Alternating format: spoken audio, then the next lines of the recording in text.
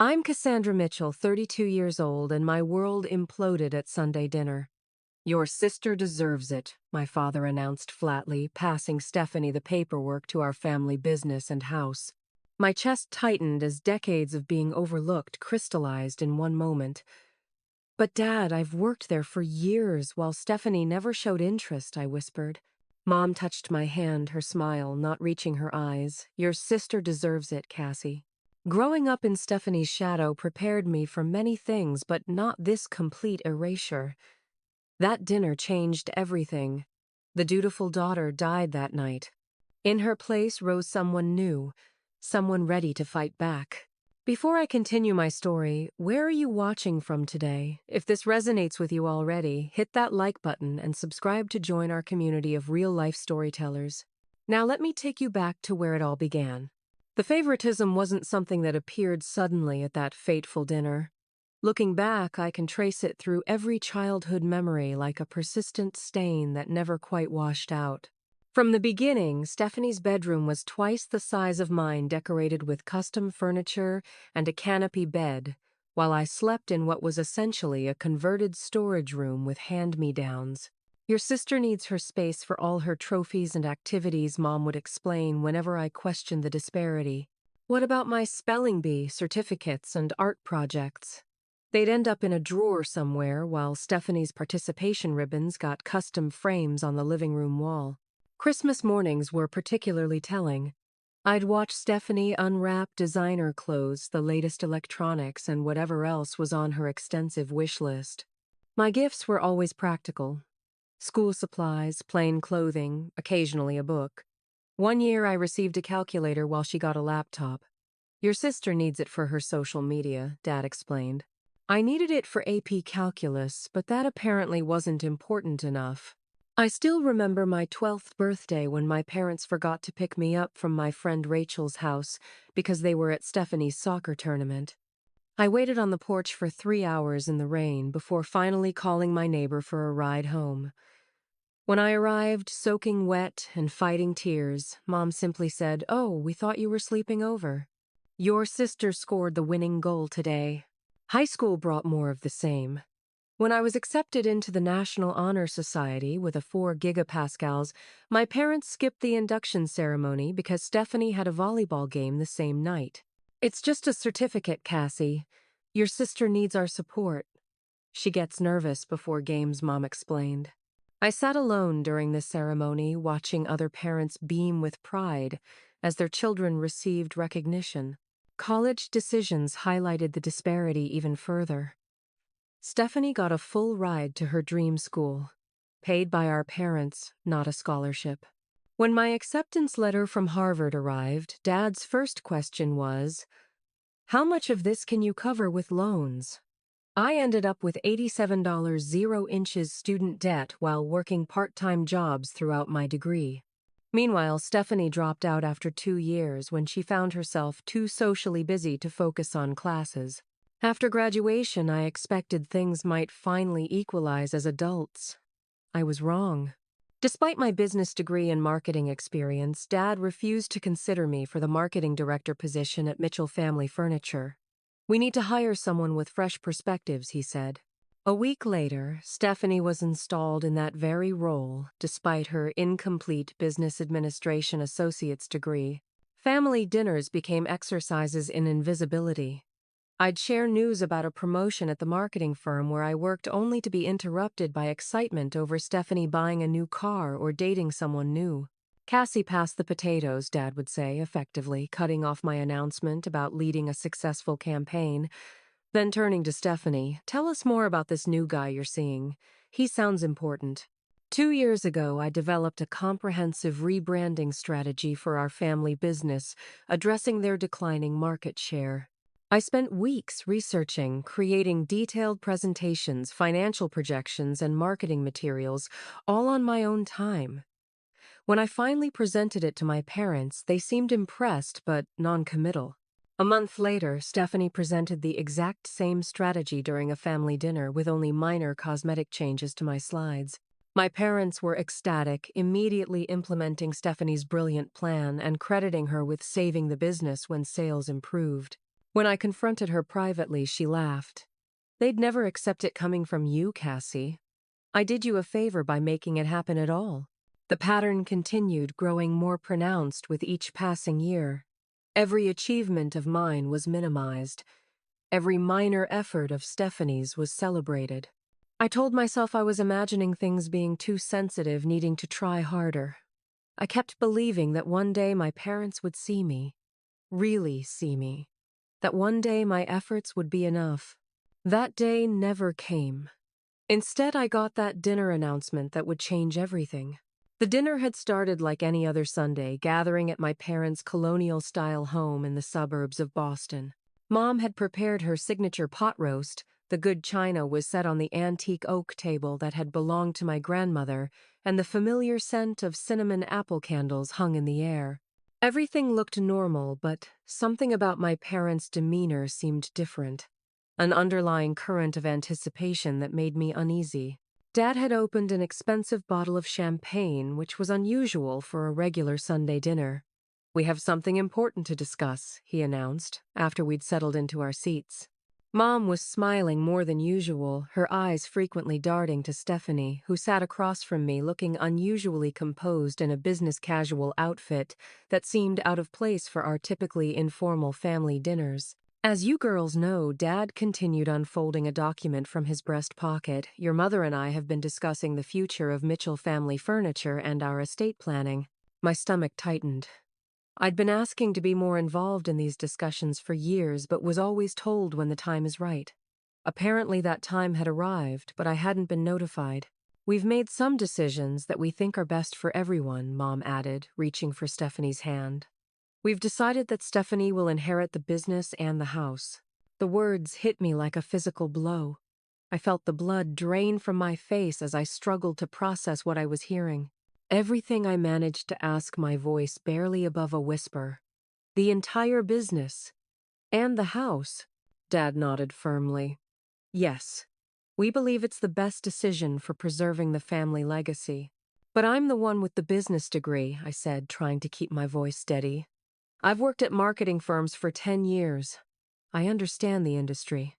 Stephanie has never shown any interest in the business beyond the title and salary you gave her." Stephanie's expression shifted from smug satisfaction to practiced concern. "Cassie, I know this might seem sudden to you, but I've been working closely with Mom and Dad on the business for years now. In a position they created for you, I countered, feeling heat rise to my cheeks. A position I was more qualified for, but wasn't even considered for." Dad cleared his throat, his expression hardening. "Cassandra, we've made our decision. Your sister deserves it." "Deserves it," I repeated, incredulous. "Based on what I've worked harder my entire life. I've earned everything I have, while Stephanie has had everything handed to her." "That's not fair," Cassie Mom interjected, her voice taking on that placating tone I'd grown to hate. "Your sister deserves it. You've always been the independent one. You'll be fine no matter what." "Independent because I had to be," I said, my voice cracking. "Because nothing was ever given to me." Stephanie reached across the table in a show of sympathy that made my skin crawl. "I know this is hard, but I promise I'll take good care of everything. Maybe you can still help out sometimes." Help out. With what should have been partially mine, I felt physically ill, the pot roast turning to lead in my stomach. "Excuse me," I muttered, pushing away from the table and walking as steadily as I could to the downstairs bathroom. Once inside, I locked the door and sank to the floor, tears streaming silently down my face. Through the door, I could hear their conversation continuing as if nothing had happened. "I was thinking we could renovate the east wing of the house," Stephanie was saying. "Turn it into a proper home office." "That's a wonderful idea, honey," Mom replied. "And what about the guest bedroom?" "A nursery eventually," Stephanie answered. "Once Bradley and I are ready for that step." They were already planning renovations to my childhood home, erasing any trace of me from the future they were building. I pressed my hands against my mouth to stifle a sob. For 32 years, I had been the good daughter. I had excelled in school, built a career, never caused problems, always been understanding when family events revolved around Stephanie. I had swallowed my hurt, made excuses for their behavior, and kept believing that eventually my parents would see my worth. In that moment, sitting on the cold bathroom tile, something inside me broke. Or perhaps something was finally fixed. The part of me that had been programmed to accept scraps of attention and call it love. I stood up, splashed cold water on my face, and looked at my reflection in the mirror. No more, I whispered to myself. No more being the good daughter who gets nothing in return. I rejoined the dinner table with a smile that didn't reach my eyes, excused myself early, claiming a headache, and drove home in tears. But beneath the pain, something new was forming. A determination I had never allowed myself to feel before. If my parents and sister were going to rewrite our family story and erase my role in it, then perhaps it was time for me to write my own version. This wasn't just about inheritance or money. This was about a lifetime of being deemed less worthy, less deserving. And I was finally ready to fight back. The next morning, I called in sick to work and made a decision if I was going to understand why my parents had always favored Stephanie. I needed answers that went beyond their dismissive explanations. The favoritism felt too extreme, too consistent to be random. There had to be something deeper. My first stop was Aunt Meredith, my father's older sister, who had always seemed to view Stephanie with a certain detachment. We'd never been particularly close, but she'd always been kind to me at family gatherings, often watching interactions with a knowing look I couldn't quite interpret. I found her at her small apartment in Cambridge, surrounded by books and the scent of Earl Grey tea. Her eyes widened slightly when she saw me at her door, but she welcomed me in without question. "I've been expecting you for years," she said as she poured tea into delicate cups. "I just didn't know what would finally bring you here." When I explained what had happened at dinner, she nodded slowly as if confirming something she had long suspected. "There's something you should know about Stephanie," she said carefully, setting down her cup. "Something I've never been allowed to discuss." The revelation came in pieces, hushed conversations she had overheard decades ago. Documents she had glimpsed the sudden appearance of a 2-year-old Stephanie in our home when I was just an infant. "I believe Stephanie is not your biological sister," Aunt Meredith said. "I think she's the daughter of your father's former business partner, Richard Davidson." The name was vaguely familiar. A man who had disappeared from family photos and conversations when I was too young to remember. "Richard and his wife died in a car accident," Aunt Meredith continued. "Your parents took Stephanie in. I don't know the full story, but there was always something strange about how quickly she became a Mitchell with no mention of adoption or guardianship. This revelation, while shocking, wasn't enough. I needed evidence, not just theories. The next day, I took a personal day and drove to the county records office searching for birth certificates, adoption papers, anything that might confirm or deny Aunt Meredith's story. I found nothing conclusive. Just a birth certificate listing my parents as Stephanie's biological parents dated suspiciously close to my own birth. My investigation shifted to the family business. Under the guise of gathering materials for a marketing project, I convinced Carol, the longtime office manager who had always been kind to me, to grant me access to some of the older financial records. "Your father keeps most of the important documents in his private files," she told me, "but I can let you see what's in the general archive." Late into the evening, I pored over yellowed papers and dusty folders. Most contained nothing unusual until I found a folder labeled Davidson Settlement tucked between tax records from the year Stephanie supposedly joined our family. Inside was a partial agreement between my father and Richard Davidson, referencing the transfer of all interests and entitlements following some unspecified event. Several pages were missing, but what remained suggested that my father had acquired Davidson's share of the business under circumstances that weren't entirely above board. The next day, I tracked down Walter Green, a retired employee who had worked for Mitchell Family Furniture since its founding. We met at a small diner outside the city, where he seemed nervous but willing to talk. "Your father and Richard were like brothers," he told me, voice lowered, though no one was near enough to hear. "Until the disagreement about expanding the business, Richard wanted to keep it small, local. Your father wanted to grow, take on investors. Things got ugly." "What happened to Richard?" I asked. Walter shifted uncomfortably. Official story was he took a buyout and moved west with his family. Unofficial story? He trailed off, looking around before continuing. There were rumors about financial irregularities, tax problems. Some said your father had information that would have ruined Richard if it got out. And then Richard and his wife died, I said quietly. Walter nodded solemnly. Car accident. Very tragic. They had a daughter about your age. Stephanie, I whispered. I couldn't say, Walter replied, though his expression said otherwise. But I do know your father changed after that. Became more aggressive in business, more secretive. And suddenly there were 2 little girls in family photos instead of 1. This conversation led me to search for a key my father had always kept hidden, the one for a safe deposit box at Boston First National. I remembered seeing him access it on rare occasions, always alone, always returning, subdued and thoughtful. I found the key in his home office during a quick visit to pick up an old photo album. The bank was another matter. I couldn't access his box without authorization. But I did have an account at the same bank and the same distinctive key design which gave me an idea. I seemed to have grabbed my father's key by mistake, I told the bank manager, showing my ID and account information. Mine looks identical. Would you mind checking which box this belongs to? I'd hate to waste his time sending him back with the wrong key. The manager, who knew both me and my father as longtime customers, checked the key number. This is for box 447, she said. Is that your father's or yours? Mine is 474, I lied smoothly. Thank you so much for checking. I'll get this back to Dad. Now, I had the box number, but still no access. I needed my father's signature, or... I suddenly remembered that as marketing director for the family business, Stephanie had been added as a signatory to many of my father's accounts and documents for convenience.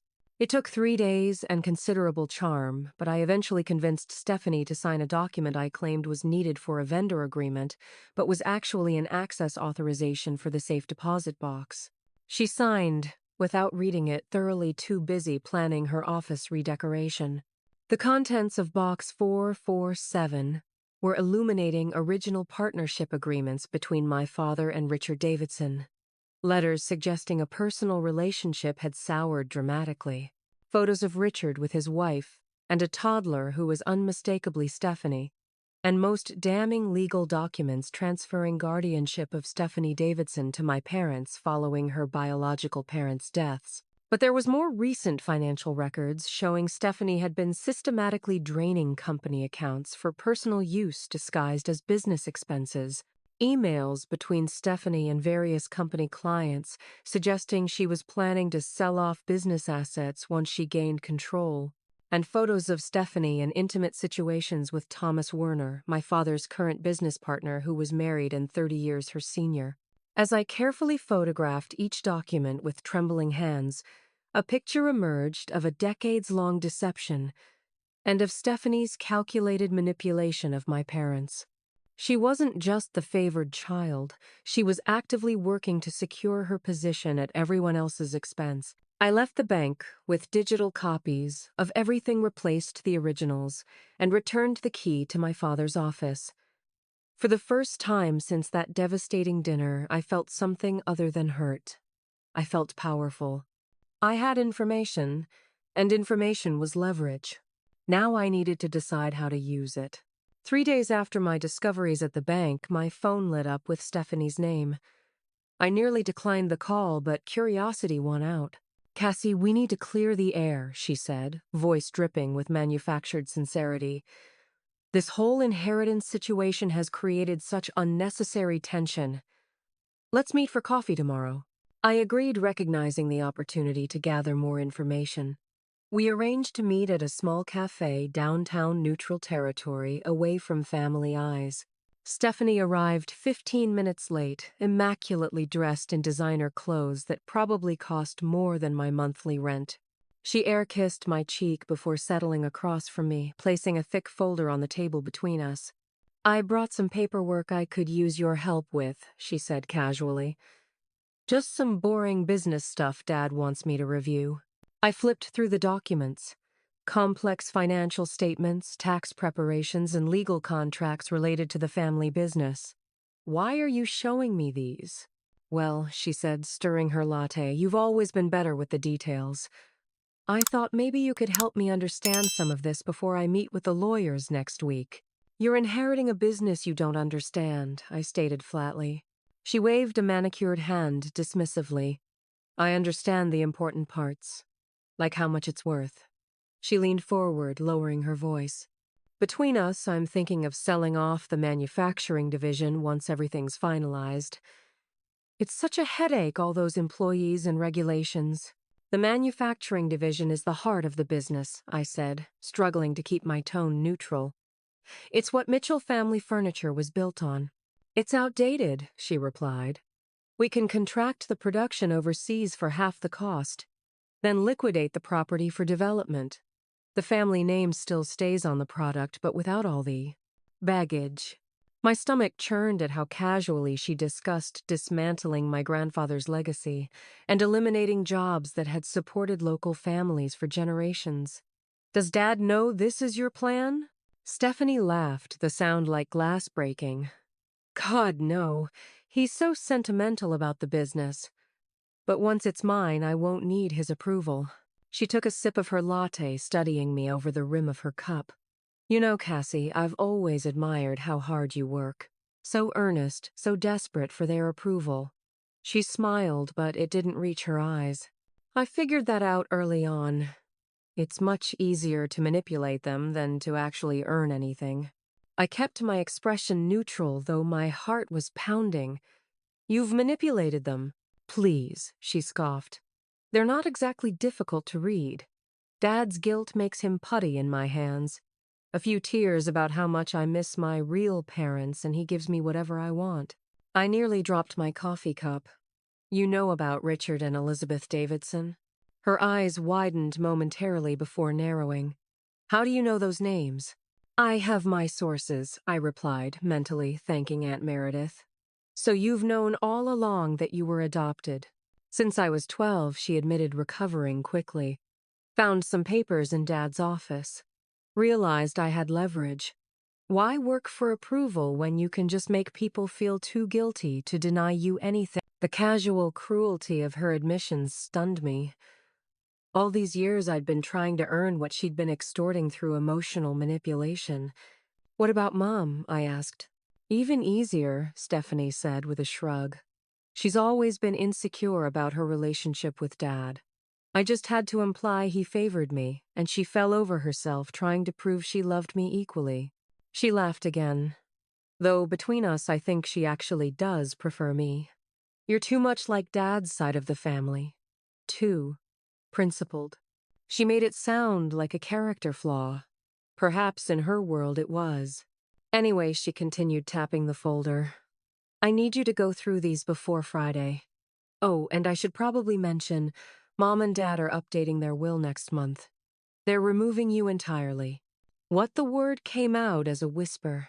It was Dad's idea, she said, though her satisfied smirk suggested otherwise.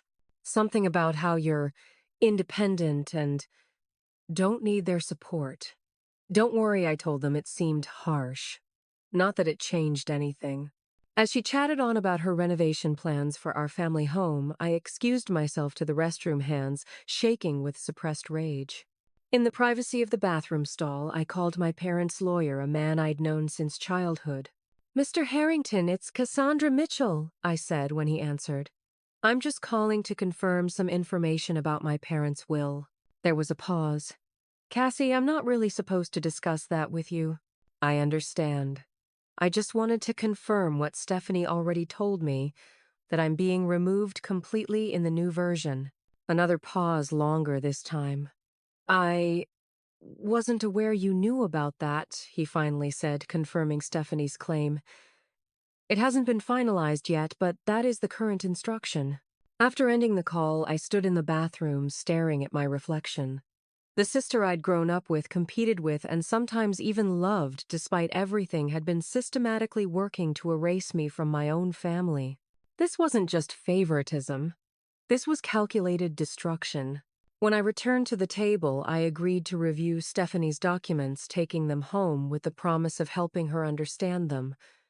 What she didn't know was that I had no intention of making things easier for her.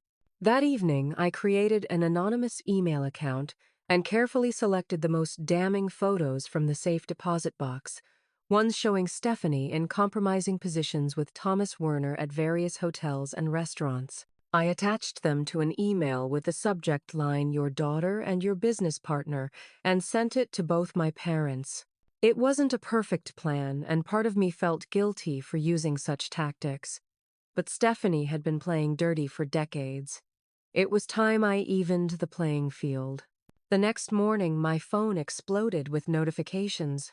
Multiple missed calls from both parents, angry text messages accusing me of fabricating evidence to hurt Stephanie, and finally a voicemail from my sister that consisted mostly of creative profanity and threats. Stephanie's tearful denials had apparently been convincing.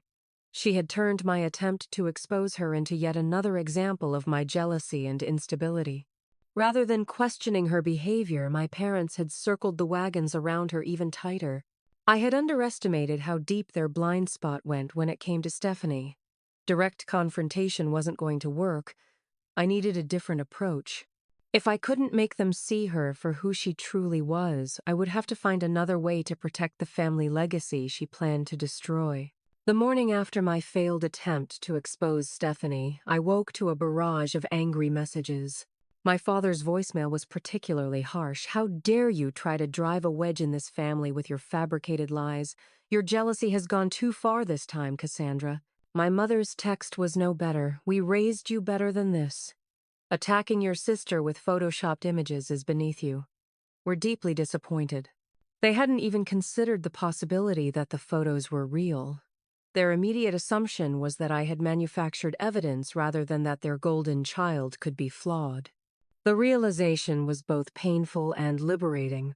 If they would never see the truth about Stephanie, then I needed to stop trying to convince them and focus instead on protecting what they were too blind to see was in danger. I made an appointment with Barbara Nelson, a business consultant who specialized in family-owned companies.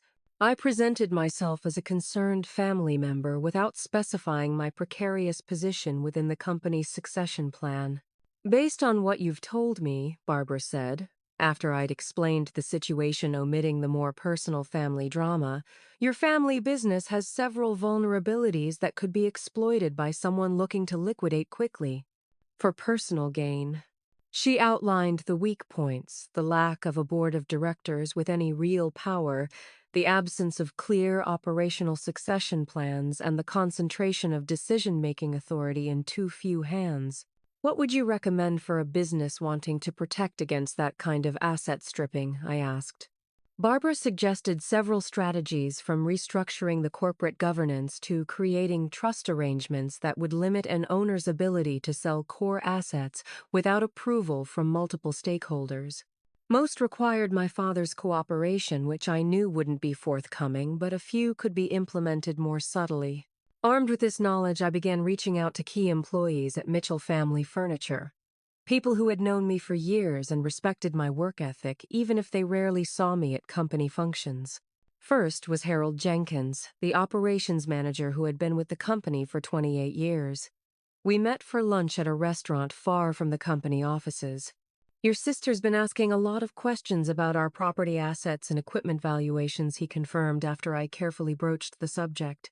"Doesn't seem too interested in our production capabilities or customer relationships. Got a lot of people worried." "What would happen if someone decided to outsource production and sell the manufacturing facilities?" I asked. Harold's face darkened.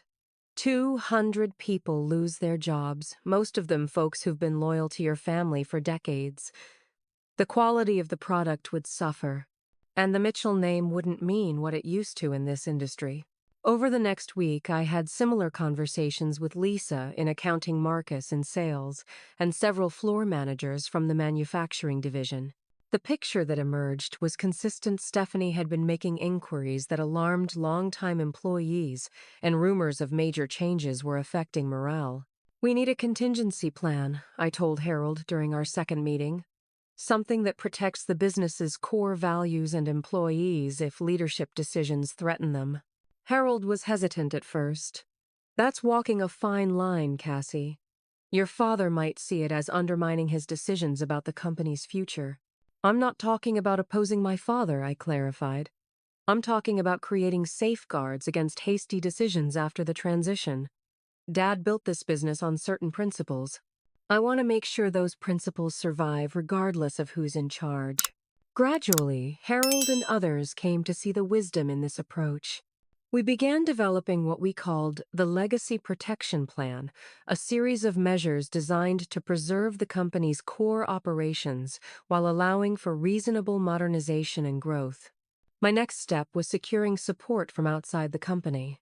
I arranged a meeting with Westfield Furniture, our biggest client, under the pretense of discussing a marketing collaboration.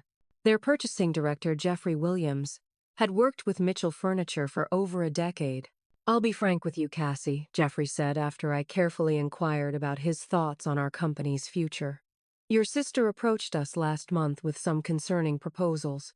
She suggested we might want to lock in current pricing before inevitable changes once she takes over." "What kind of changes?" I asked, though I already suspected the answer. "Moving production offshore, reducing custom options, standardizing everything to maximize margins." Jeffrey frowned. "That's not what we value about Mitchell Furniture. We partner with you because of your craftsmanship and flexibility. If that changes, we'd have to reconsider our relationship." This was exactly the leverage I needed. What if there was a way to ensure those values remain central to our operations regardless of ownership changes? By the end of our meeting, Jeffrey had agreed to include specific quality and production requirements in our next contract renewal. Requirements that would be difficult to meet if Stephanie went through with her plans to dismantle the manufacturing division. With key employees and our biggest client on board, I began developing a parallel business plan, one that would preserve jobs and maintain quality while allowing for sensible modernization. If Stephanie destroyed the family business, we would have a framework ready to rebuild something new from its ashes, something that honored the Mitchell legacy, even if it couldn't bear the Mitchell name. The final piece fell into place when Harold introduced me to James Mitchell. No relation, but a respected industry veteran looking for his next challenge. After several meetings, James agreed to serve as a potential interim CEO if the need arose, bringing both experience and capital connections to the table. "I respect what your grandfather and father built," he told me. "I'd hate to see it dismantled for quick profit." We formalized our contingency arrangements with careful legal documentation, keeping everything confidential. It wasn't a perfect solution. In an ideal world, Stephanie would have a change of heart, or my parents would recognize the danger in time. But it was insurance against the worst-case scenario. My first small victory came when Harold informed me that the operations team had unanimously rejected Stephanie's proposal to streamline the manufacturing process by eliminating custom work, a change that would have been the first step toward full outsourcing. We presented the market research showing our custom capabilities are our main competitive advantage, Harold reported. "Your father backed us up even though Stephanie was pushing hard for the change. It was a minor win, but it suggested that my father wasn't completely under Stephanie's spell when it came to business decisions. There might still be hope for preserving some part of his legacy even if our relationship seemed beyond repair." As I built this protective network around the company, I found something unexpected, a sense of purpose I'd been missing. For years, I'd measured my worth by my parents' approval. Now I was fighting for something larger than myself, the livelihoods of hundreds of employees and the values my grandfather had built his company upon. Whether my parents ever recognized my efforts or not, I knew I was doing the right thing. But my activities hadn't gone unnoticed. A week after my meeting with Westfield Furniture, Stephanie showed up unannounced at my apartment door, her face contorted with rage. "What the hell do you think you're doing?" she demanded, pushing past me into the living room. "Having secret meetings with our clients, undermining me with the operations team." The confrontation I'd been preparing for had arrived, and this time I was ready. Stephanie stormed into my living room like she owned it designer heels, clicking aggressively on the hardwood floors. I know exactly what you've been doing, she spat, dropping her handbag on my coffee table with enough force to knock over a framed photo. Harold wouldn't approve my production changes. Westfield is suddenly demanding quality guarantees, and the board is asking questions about succession planning. This has your fingerprints all over it. I kept my expression neutral, closing the door calmly. I don't know what you're talking about. I don't even work for the company, remember? Because you got the job I was qualified for. Drop the innocent act, she snapped. You've been talking to people behind my back trying to undermine me before I even take over. If making sure the company maintains its quality standards is undermining you, that says more about your plans than my actions, I replied, surprising myself with my steadiness. Her perfectly made-up face contorted. Listen carefully, Cassie. That company is mine. The house is mine. It's all been promised to me, and I've worked too hard manipulating the situation to let you ruin it now. Manipulating, that's an interesting choice of words. Call it whatever you want, she said with a dismissive wave. The point is, you need to back off. Stop meeting with employees. Stop talking to clients. Stop whatever little schemes you're cooking up. When I didn't immediately respond, she stepped closer, her voice dropping to a threatening whisper. If you don't, I'll make sure Mom and Dad cut you off completely. Not just from the inheritance, but from their lives. I'll tell them you've been having mental health issues, that you're unstable, dangerous. Who do you think they'll believe? The daughter they've always favored, or the one they've always found disappointing? The cruel accuracy of her assessment stung, but I didn't flinch.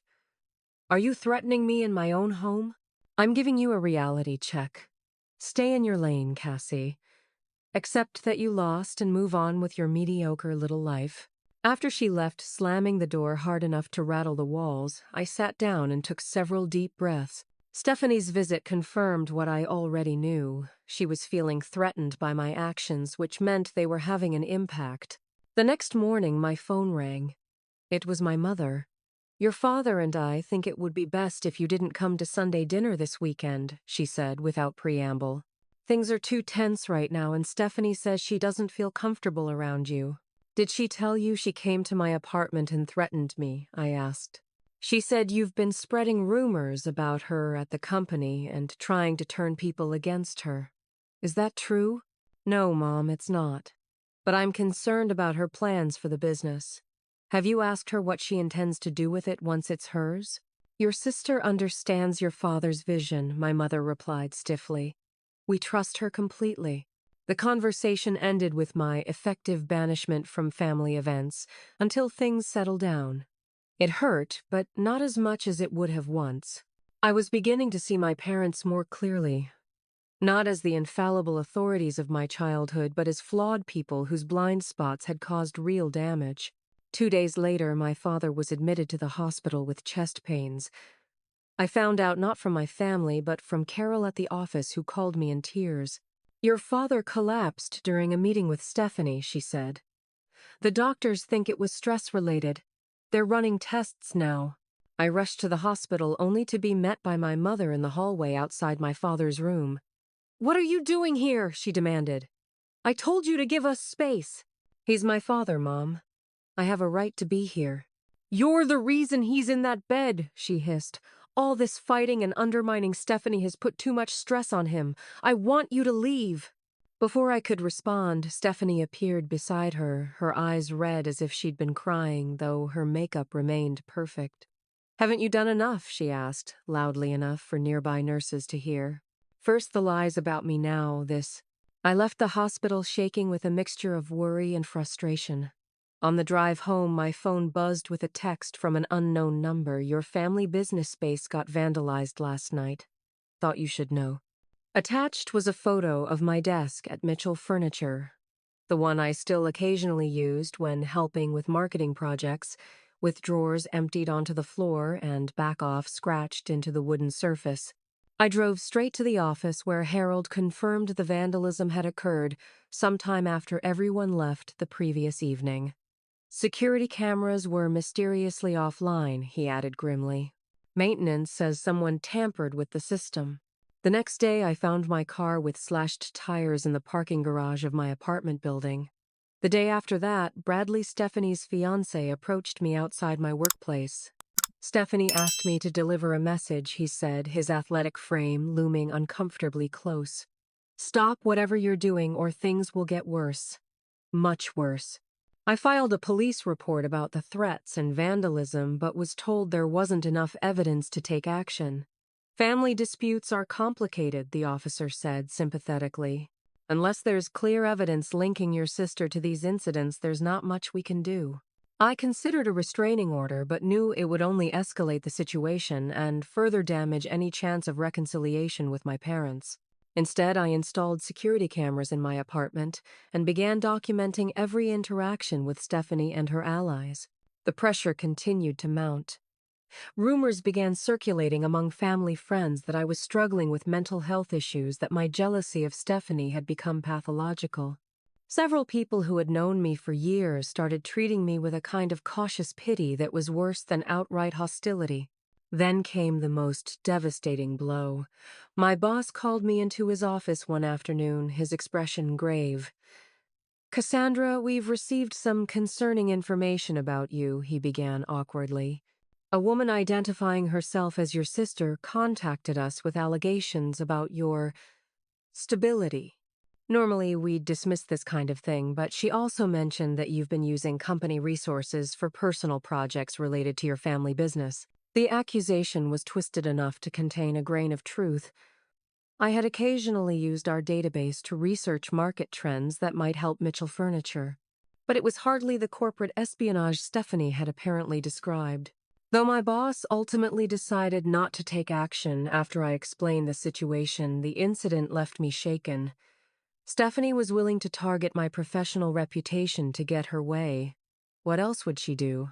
That night, alone in my apartment, with the new security system blinking reassuringly in the corner, I reached the lowest point in my journey.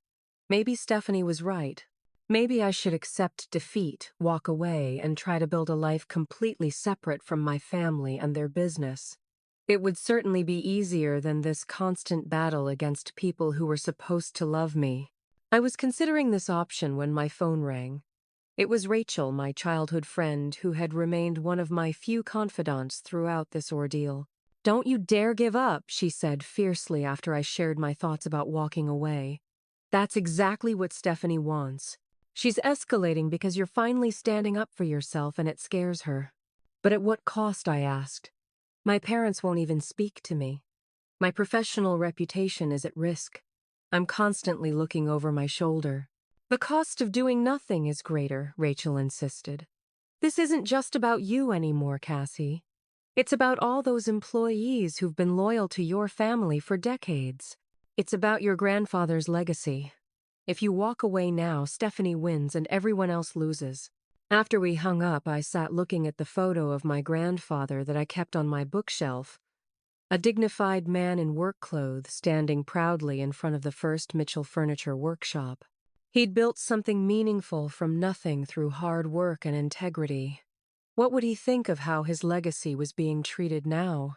The next morning, I was going through some old boxes looking for documents that might help strengthen our contingency plans when I found something unexpected: my father's original business plan for Mitchell Furniture, handwritten on yellow legal pad paper dated 3 years before I was born.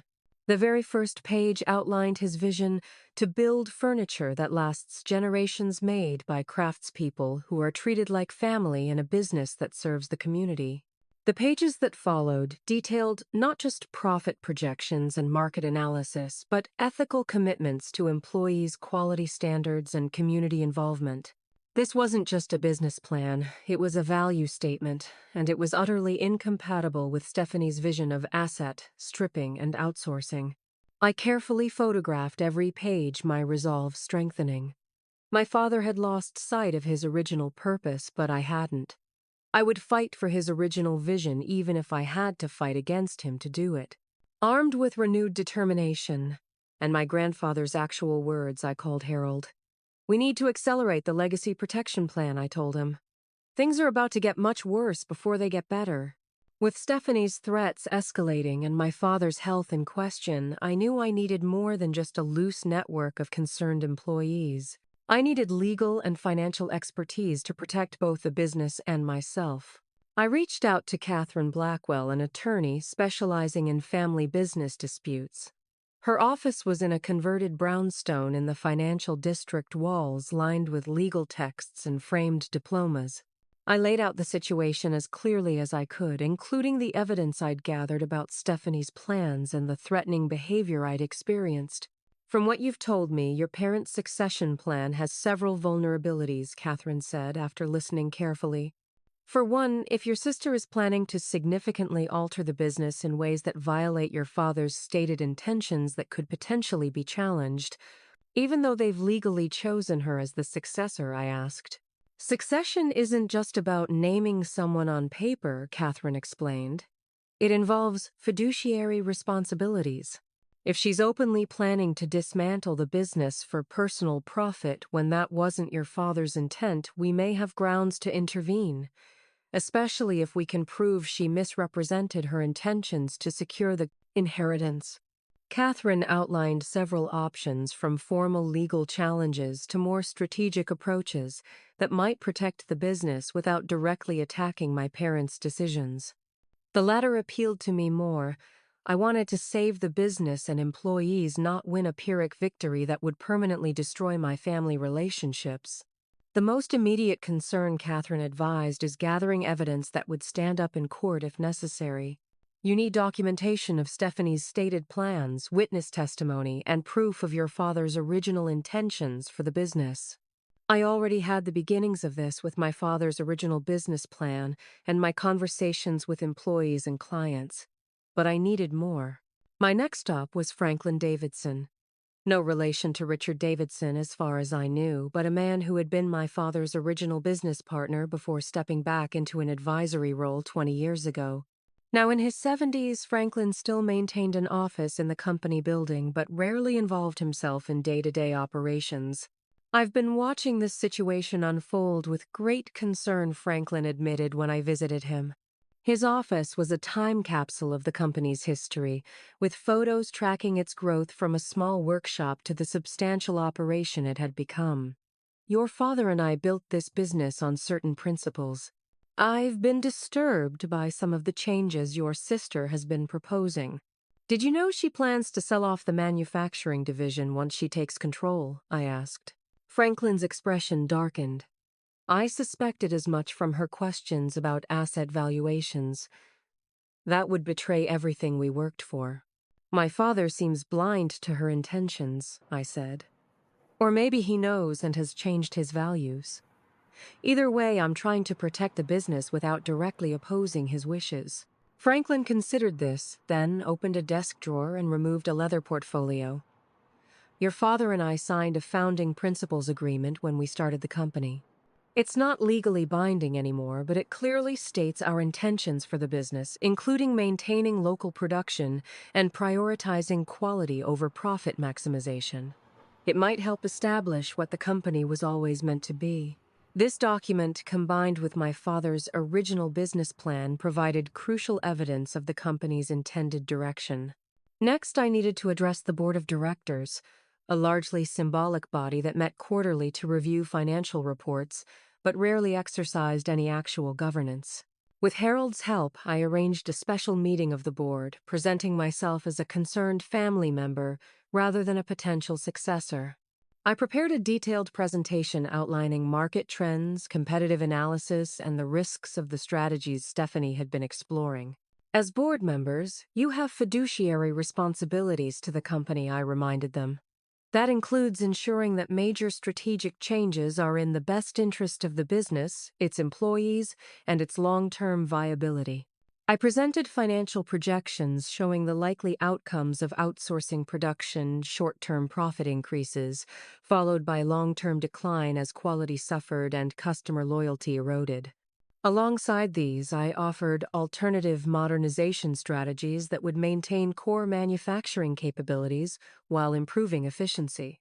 The board members listened attentively, many of them nodding in agreement. They had been hand-picked by my father over the years, and while they rarely challenged his decisions, they all had deep ties to the company and its traditional values. We've been concerned about some of the proposals we've heard, admitted Robert Chen, the most senior board member. But your father seemed confident in the transition plan, and we hesitated to interfere in family matters. This isn't just a family matter, I countered. It's about the future of a company that employs hundreds of people and serves thousands of customers. All I'm asking is that the board exercise appropriate oversight during this transition period. By the end of the meeting, the board had agreed to establish a transition oversight committee that would review any major strategic changes proposed after my father's retirement. It wasn't a direct rejection of Stephanie's succession, but it created a significant check on her power to make radical changes without scrutiny. Predictably, Stephanie was furious when she learned about the board's decision. She cornered me in the parking garage after the meeting, her face flushed with anger. "You think you're so clever with your presentations and projections," she hissed. "But this changes nothing. I'll still be in charge, and I'll make the board see things my way. If your plans are really in the best interest of the company, you should have no problem convincing them," I replied calmly. "Unless, of course, your actual agenda is something else entirely." Her eyes narrowed. "I'm going to destroy you for this, Cassie. I'll take everything, the company, the house, our parents' affection, and leave you with nothing." "You've been trying to do that our entire lives," I said, surprising myself with the steadiness in my voice.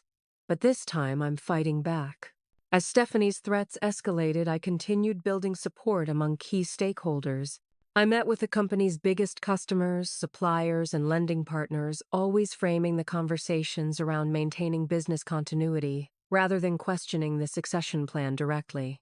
Most responded positively, many expressing relief that someone from the Mitchell family was actively engaged in preserving the company's traditional strengths. Several committed to including quality and production standards in their contracts, standards that would be difficult to meet if manufacturing was outsourced. Meanwhile, the legacy protection plan was taking formal shape.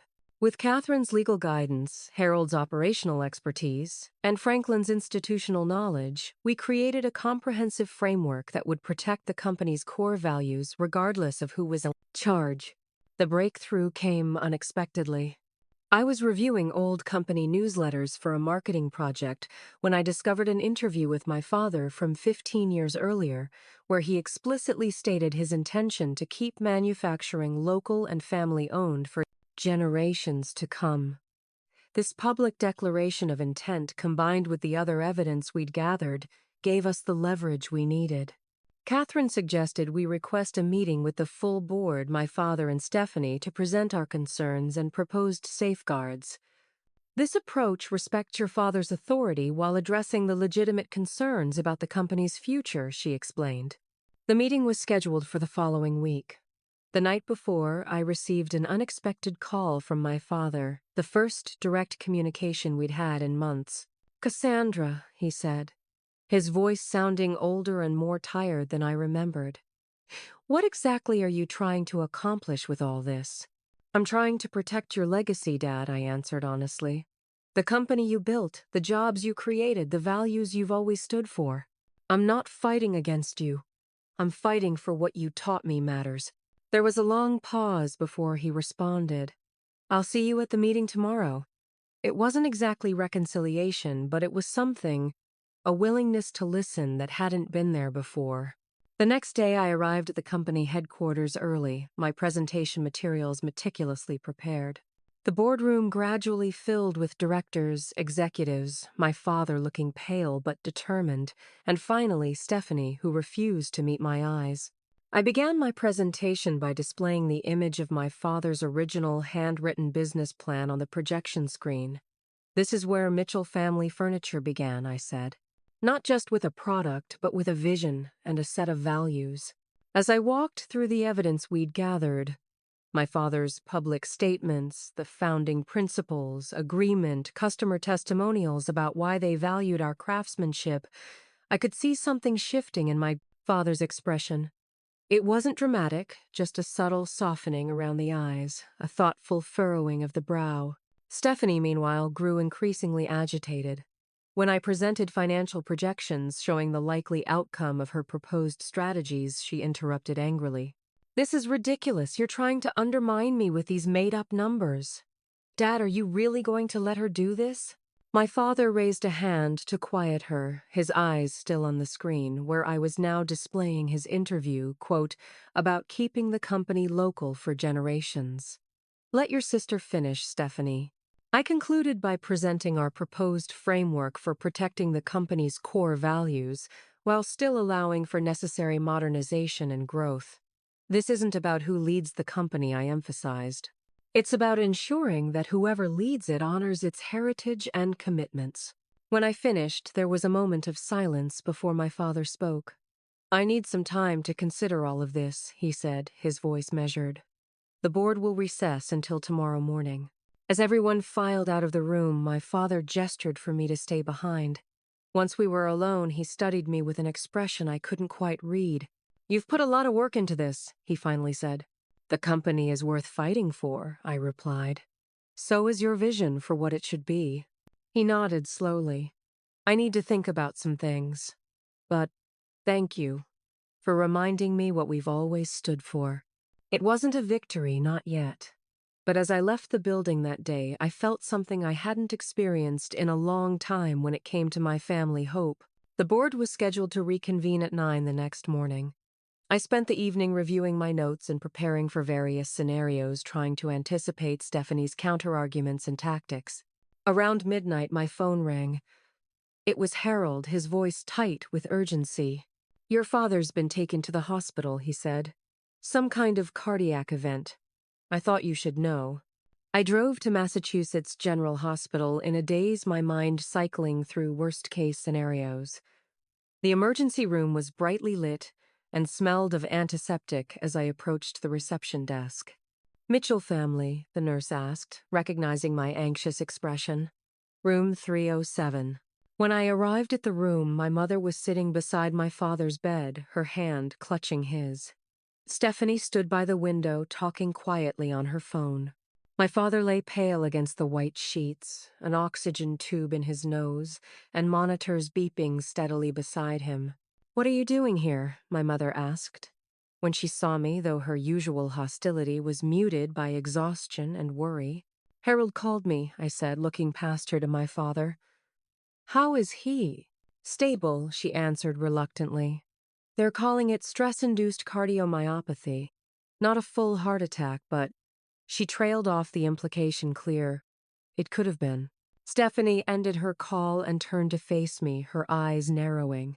Well, if it isn't the concerned daughter showing up now that the damage is done, your little campaign against me is what put him here. That's not fair, Stephanie, I began, but she cut me off. No, what's not fair is you trying to undermine everything because you can't stand that Dad chose me over you. Some of us were actually here taking care of business while you were off plotting with lawyers and board members. Taking care of business, I repeated incredulously. You mean planning how to dismantle the company as soon as it's yours? Lying to Dad about your intentions? That kind of business? Girls, please, my mother interjected weakly. Not here, not now. But the confrontation that had been building for months wouldn't be contained any longer. Stephanie stepped closer, her voice dropping to a venomous whisper. You've always been jealous of me, always trying to prove you're somehow more deserving. It's pathetic, Cassie. This isn't about jealousy, I countered, keeping my voice low but firm. It's about the fact that you're planning to destroy everything Dad built once you get control. I'm planning to make it profitable, which is more than Dad has managed lately, she hissed. By firing 200 employees and selling off assets for a quick payday, that's not making it profitable. That's looting it. You don't know what you're talking about. I have investors lined up who... She stopped abruptly, realizing she'd said too much. My eyes widened. Investors? What investors? A weak voice from the bed interrupted our hushed argument. Yes, Stephanie. What investors? We both turned to see my father awake and watching us intently, his expression a mixture of pain and growing awareness. It's nothing, Dad, Stephanie backpedaled quickly. Just some potential partners I've been talking to. Nothing serious yet. Partners for what he pressed, attempting to sit up before wincing and settling back against the pillows. I could see Stephanie calculating her response, trying to find a version that would sound innocent. Before she could formulate one, I decided to lay everything on the table. She's been meeting with venture capitalists who specialize in acquiring family businesses, extracting value, and selling off the remains, I said quietly. She's been promising them quick returns once she has control. That's a lie, Stephanie snapped, but her reaction was too forceful, too defensive. My father's gaze shifted between us, his eyes clouded with confusion and the beginning of doubt. Is this true, Stephanie? Have you been planning to sell the business? Not the business exactly, she hedged her tone, shifting to the placating one she so often used with him. Just restructuring it to be more efficient. You know how important the Mitchell legacy is to me, Daddy. The familiar endearment sounded hollow in the sterile hospital room. My father's expression hardened slightly. What kind of restructuring, he asked. Stephanie shot me a venomous look before answering. The manufacturing division is outdated, Dad. Production costs are too high. I've found partners who can help us transition to overseas manufacturing at a fraction of the cost. And what happens to our employees, the people who've worked for us for decades? That's business, she said with a dismissive wave. They'll find other jobs. The important thing is securing the Mitchell family's financial future. My mother, who had been listening silently, finally spoke up. Stephanie, you never mentioned any of this to us. You said you wanted to continue your father's work. I am continuing it, Stephanie insisted, just adapting it for modern realities. Dad always taught me to be practical. My father's gaze shifted to me. And you, Cassandra, what's your agenda in all this? It was the question I'd been waiting months to answer. I want to preserve what Mitchell Furniture has always stood for. Quality craftsmanship, fair treatment of employees being a cornerstone of the community. I've never cared about who owns it or who gets credit. I just don't want to see it dismantled for quick profit. My father was quiet for a long moment, considering. Then he turned back to Stephanie. These investors you mentioned. Thomas Werner is one of them, isn't he? The question caught Stephanie off guard. How did you know about Thomas? I didn't know for certain until now, my father said, his voice gaining strength despite his weakened state. But I've suspected something was going on. Thomas has been pushing the same modernization strategies you're describing for months now, and he's been unusually interested in our succession planning. Stephanie's composure began to crack. Thomas understands business. He sees the potential you're wasting by clinging to outdated models. Thomas sees an opportunity to profit at our expense, my father corrected. And apparently so do you. That's not fair. I've done everything you ever asked of me. Except be honest about your intentions, my father replied. How long have you been planning this, Stephanie?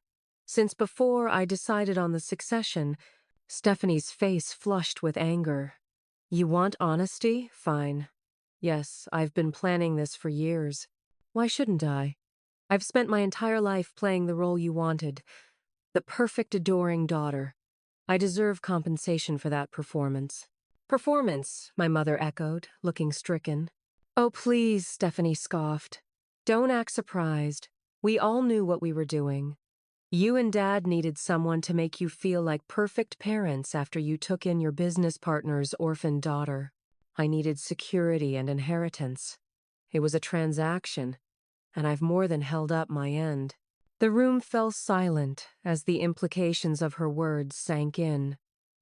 My mother's hand had moved to cover her mouth, tears welling in her eyes. My father looked as if he'd been physically struck. You know about Richard and Elizabeth? He finally asked.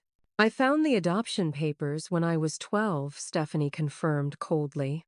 Figured out pretty quickly that being the rescued orphan gave me leverage. Poor little Stephanie, who needs extra love and attention to make up for her tragic beginning. Her brutal honesty seemed to physically diminish my parents, who had spent decades believing their own narrative about our family dynamics. And the affair with Thomas, my father pressed. Stephanie's eyes widened slightly before narrowing again. How did you? I didn't, he admitted. Not for certain, but I've suspected for a while. Thomas has known things about our family finances he shouldn't have known. The room fell silent again, the only sound the steady beeping of the heart monitor. Stephanie looked between our parents, seeming to realize she had miscalculated badly. "Look," she said, attempting to recover, "none of this changes the fact that you promised me the company. We had an agreement." "An agreement based on false premises," my father replied, his voice stronger now despite his physical weakness.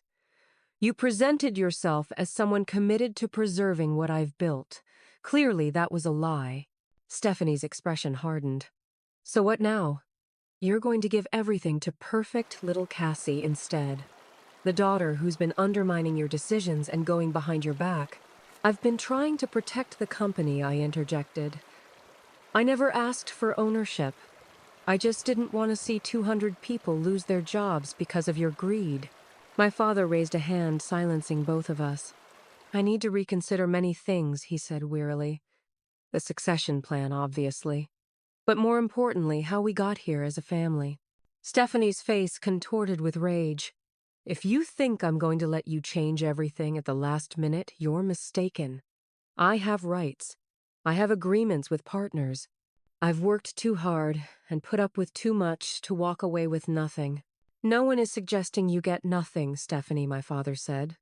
"But I can't put you in charge of a company you clearly intend to dismantle." "This is her fault!" Stephanie exploded, pointing at me. "She's turned you against me with her sanctimonious act. She's always been jealous because you loved me more." "We didn't love you more," my mother said, softly, tears streaming down her face. "We just thought you needed it more. We thought we were making up for what you'd lost." "Well, congratulations on creating a monster, then," Stephanie spat. "But if you think I'm going down without a fight, you don't know me at all." She grabbed her purse and stalked toward the door, pausing only to glare at me. "This isn't over. Not by a long shot." After she left, the room felt suddenly larger, as if her anger had been consuming physical space.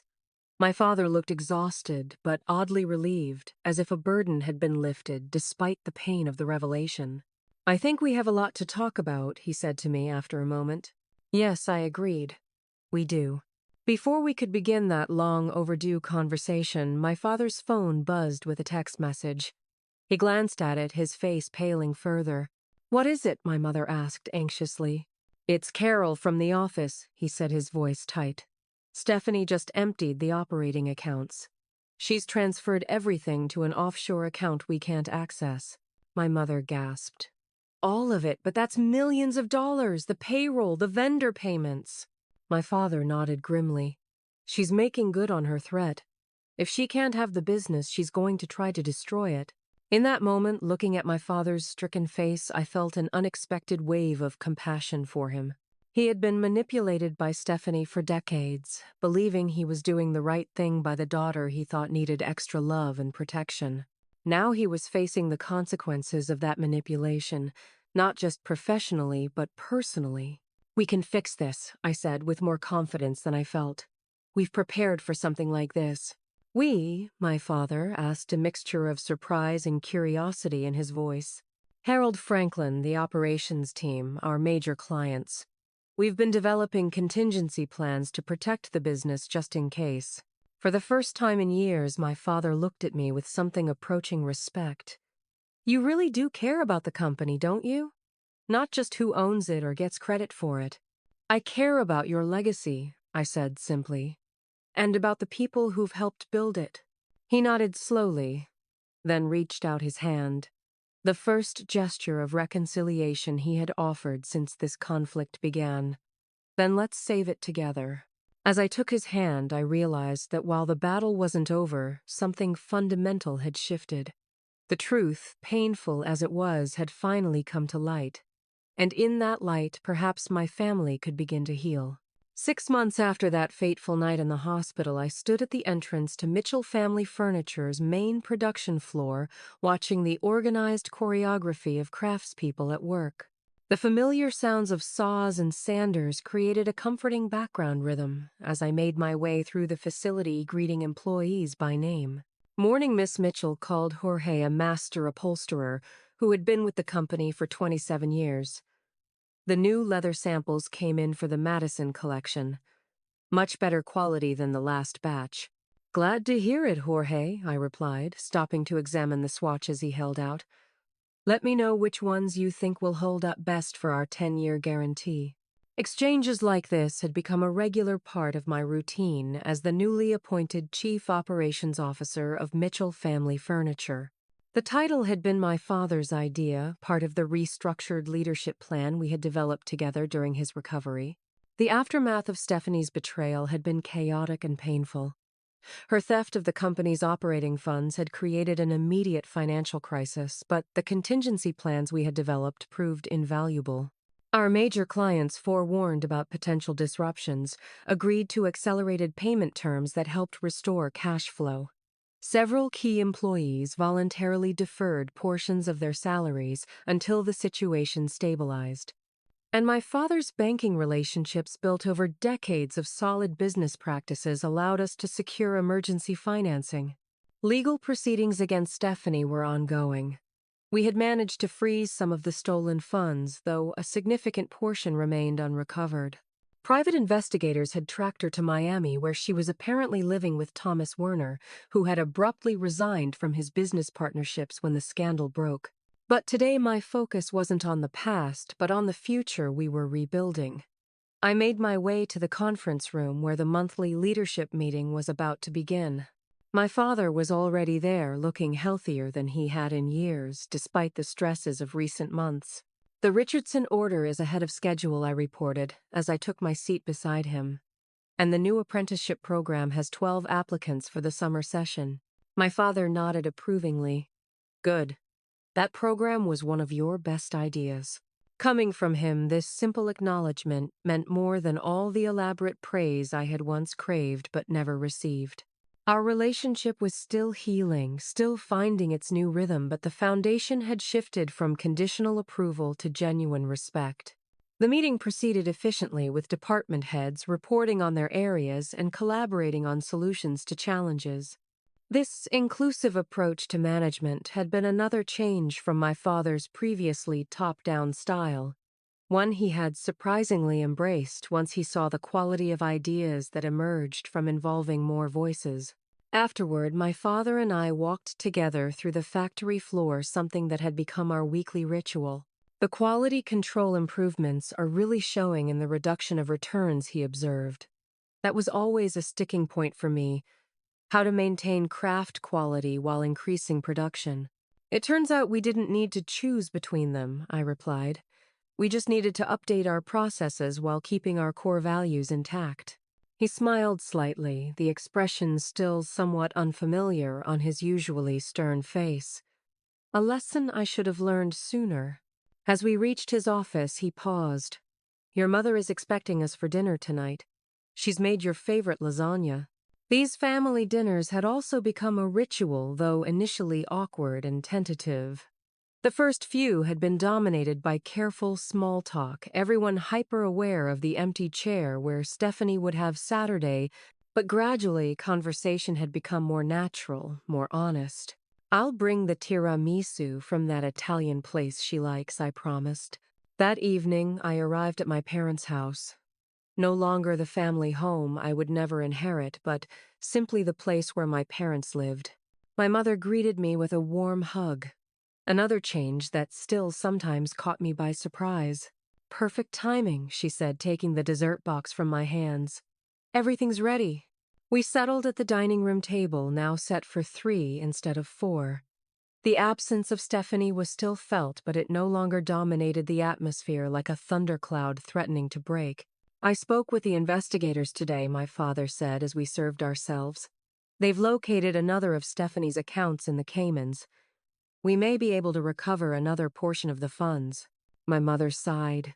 I still don't understand how she could do it. Any of it. The theft, the lies, the manipulation. Where did we go so wrong with her? It was a question that had been asked repeatedly over the past months, with no satisfying answer.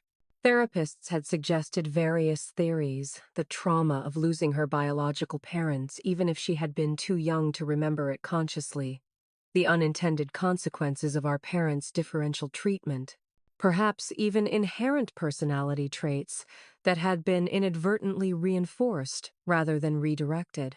"I don't think it's that simple, Mom," I said gently.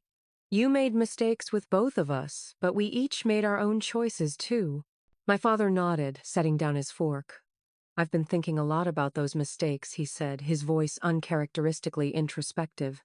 "Particularly with you, Cassandra." I felt a familiar tension in my chest, the instinctive bracing for criticism that had been my reflex for so many years. "I didn't see you," he continued. "Not really. I saw what I expected to see. The self-sufficient daughter who didn't need me the way Stephanie seemed to. I missed so much of who you actually were.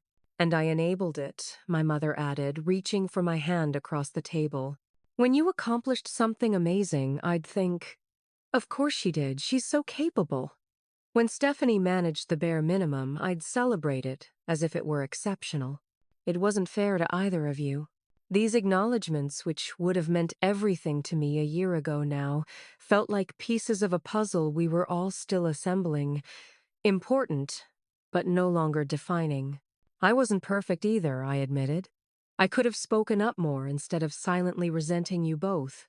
I could have set boundaries instead of constantly seeking approval I never got. My father nodded, a flicker of pain crossing his face.